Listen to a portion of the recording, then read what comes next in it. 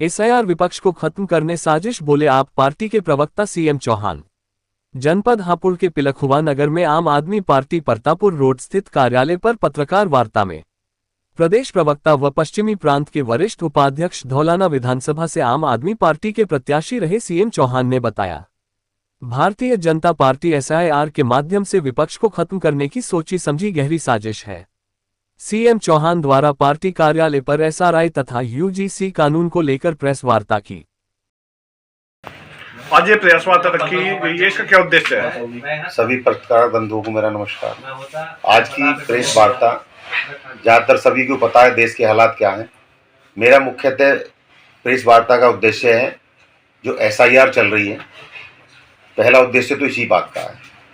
दूसरा, इन्होंने यूजीसी कानून लाए, कानून आते हैं चलते हैं, सरकार आती है बनाती है, लेकिन आज पहले तो हिंदू को मुस्लिम से लड़ाने की बात रखी, अब तो इतनी गिरी हुई बात हो गई है कि अब दलित, आदिवासी, ओबीसी और स्वर्ण समाज को सबको आपस में लड़ाने भिड़ाने की बात है, और वो भी राजनीति बड़े स्तर तक थी, अब बच्चों को भी इसमें ले लिया है।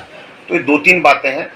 सबसे पहली बात यह है कि मैं आम आदमी पार्टी का प्रदेश का प्रवक्ता, पश्चिम प्रांत का वरिष्ठ उपाध्यक्ष, मिशन बुनियाद से आम आदमी पार्टी से हूँ, और पंजाब में भी कुछ जो पार्टी जिम्मेवारी देती है, चाहे दिल्ली पंजाब कहीं भी, वहाँ हम तैयार रहते हैं। मैं धौलाना विधानसभा का प्रत्याशी भी रहा हूँ। तो सबसे बड़ी बात यह है कि धौलाना विधानसभा का मैं जब प्रत्याशी बना, चुनाव आयोग ने अपने फार्म दिए, हमने फार्म भरे, जैसे यहाँ के विधायक जीते हुए हैं ऐसे हम भी सामने हम चुनाव लड़े, हमारी भी सारी फॉर्मेलिटी पूरी हुई। जब हमने सारे डॉक्यूमेंट यहाँ जमा करे तो आज हमारे पास भी नोटिस क्यों भेजा गया कि आप भी अपनी चीज़ों को जमा कराइए। क्या आपके पास में अगर आपने गूगल फॉर्म होता है, आप कहीं भी कोई भी आम आदमी पार्टी है, किसी भी पार्टी का कोई भी चेक कर सकता है कि हाँ भाई इन्होंने कौन कौन से डॉक्यूमेंट करे। क्या मेरी वोट नहीं थी यहाँ पे? क्या मैं सम्मानित यहाँ का आदमी नागरिक नहीं हूँ?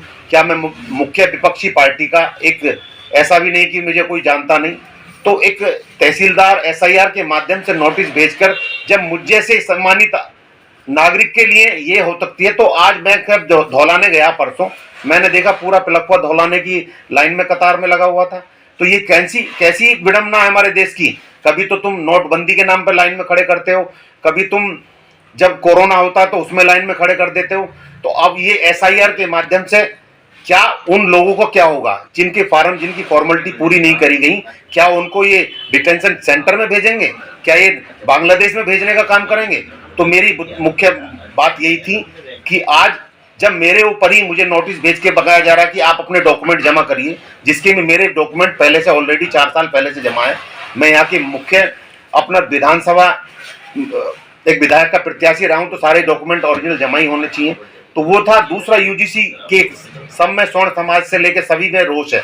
ऐसा नहीं कि स्वर्ण समाज में रोष है, विपक्षी में जो अपने दलित भाई हैं, ओबीसी भाई हैं, सभी में रोष है।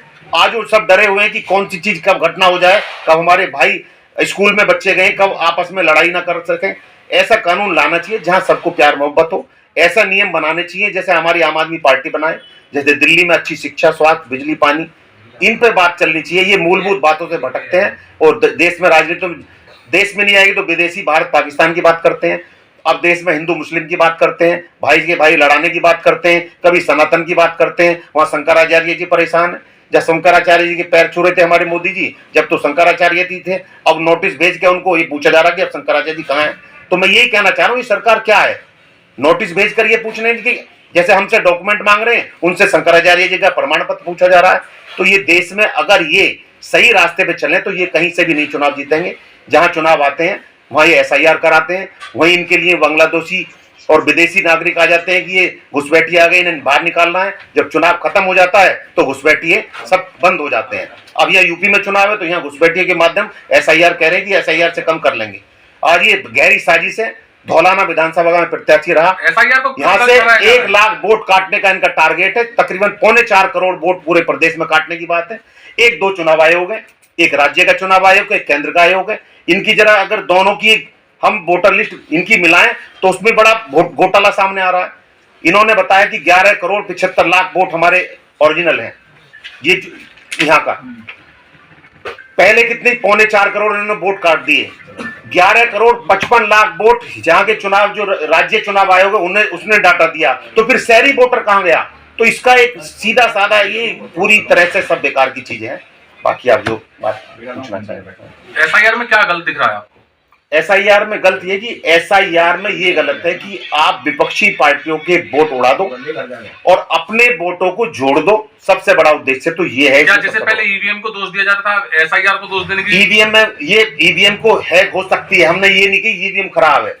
ईवीएम को खराब ये कर सकते हैं, इनके अधिकार करने का, इनके सारे डॉक्यूमेंट इनके पास होते हैं। ये ईवीएम से हारे तो उसके बाद में वोट काटने की बात रखते हैं। ये वोट काटने से भी जीत जाते हैं तो विधायक को तोड़ लेते हैं। पहले आरोप लगाते हैं कि आपके पास ईडी सीबीआई की जांच होगी, उससे डर जाता है तो वही घोटालेबाज इनकी पार्टी ज्वाइन कर लेता है। वो गंगा जी में नहाकर वो शुद्ध हो जाता है, उसके सारे पाप धुल जाते हैं।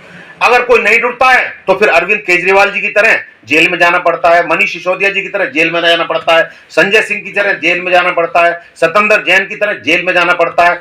तो ये डराओ धमकाओ, या तो पार्टी में जुट जाओ या फिर जेल जाओ, नहीं तो फिर ऊपर जाओ। बहुत सारी चीजें आप एक तरफ आरोप लगा रहे हैं सरकार पर के एसआईआर के द्वारा वोट काटी जा रही है, दूसरी तरफ आप ये भी कह रहे हैं कि आपको नोटिस आ गया है। अगर वोट काटने वाली बात होती और आपने जैसे फॉर्म नहीं भरा है तो नोटिस नहीं आता। उनका कहना नोटिस का बात यही है, अगर नोटिस के आप जवाब नहीं दोगे, मेरा उद्देश्य ये है कि जवाब देने का मतलब ये है, जब मेरे जैसे आदमी, हर कोई विधानसभा का चुनाव तो नहीं लड़ा, मैं तो यहाँ का एमएलए का चुनाव लड़ चुका हूं। जब चुनाव आयोग की उसकी बारीकाई होती है, आपके घर में कितना सोना है, कितनी जमीन है, कहां वोट है, अगर वोटर लिस्ट होगी जब भी तुम चुनाव लड़ पाएंगे।